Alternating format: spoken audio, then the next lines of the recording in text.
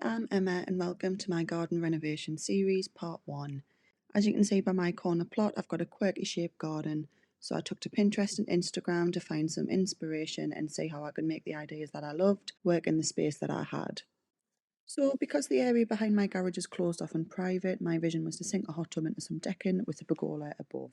I could have probably just placed the hot tub straight onto the grass, but I didn't want to have to redo this area in the future because of sinking foundations, bearing in mind that the average hot tub holds around 800 litres of water. So I recruited my boyfriend's help, whilst probably not fully explaining to him what he was letting himself in for, and then we got to work digging the foundations for a concrete base. Once people caught wind of what we were doing, they thought we were absolutely insane for not hiring a mini digger. But for one, I didn't know that that was a thing, and two, this way was free and only required a small amount, wagon load, of elbow grease. We ended up burning some calories and got a great sense of achievement out of it. What's a few?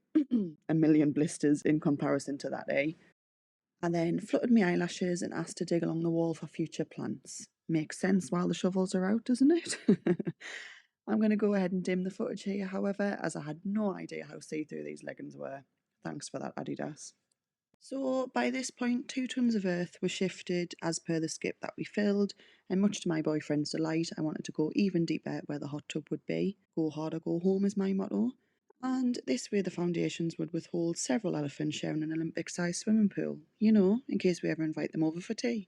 A further foot of clay mud was dug up, amounting to another 4 ton into the skip.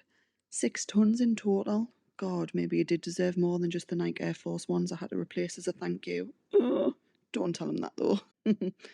Anyway, onto the easy bit. We used scrap MDF that was lying around to edge the wall of the foundations where cement spillage may have ran onto the neighbour's garden or even on the remainder of my garden. I then lined the surface with a damp-proof membrane. In hindsight, I think this was probably overkill or even unnecessary because, let's face it, this is an outdoor space that doesn't need to be damp-proofed. But at the time, I had no real idea what I was doing, so I just followed various advice that I'd read online. I wanted the base to be filled with hardcore, but unfortunately only 2 tons were readily available in the time frame that I had before the cement arrival. This wasn't going to be enough depth, so I therefore lined the base with spare concrete blocks and bricks. I live on a bank, so the thicker blocks were positioned on the right and the smaller bricks on the left to match the gradient of my garden. The 2 ton of hardcore was then poured onto the blocks, filling the gaps as it was raked out, and then this was screeded level using a scrap length of timber and a level on top. I then used a whacker plate to really compact and level out the sub base. Once this was done, I saw that black clouds were emerging, so I prepared a plastic sheet that could be used if necessary once the cement was poured. We then had just enough time for a quick cuppa before the cement was due to arrive. I opted for a ready mix cement company so the full amount could be poured in at once. I just had to give the measurements of the space and they calculated the cubic metres required. To save money, I opted out of a wheelbarrow service as this would have cost an additional £160.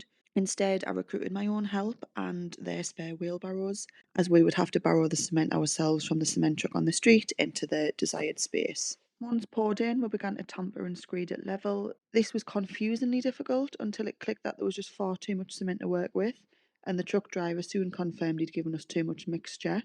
An unnecessary hiccup, but that's life. We just shovelled out the excess mix back into our barrows, and from then the tampering and screeding at level was much easier. Typical England, it started to rain just as we were finishing. Thankfully, I'd prepared the plastic sheet. I just hadn't quite prepared how we were then going to walk across the newly screeded cement to get the plastic cover. Anyways, we ended up making it work, and the cement was therefore protected from the rain. The lads were absolutely knackered. Amateurs. So after I put my stamp on my masterpiece, we called it a night and I treated them to some pizzas and beers to say thank you for the help. In the morning, the plastic sheet had torn down, but thankfully this hadn't affected anything as the concrete was all set solid and smoothly. Please like and subscribe, and then you can stay tuned for the remainder of the garden series to see how I go from this building site to my very own little Mediterranean-inspired garden. With love always, Dalton.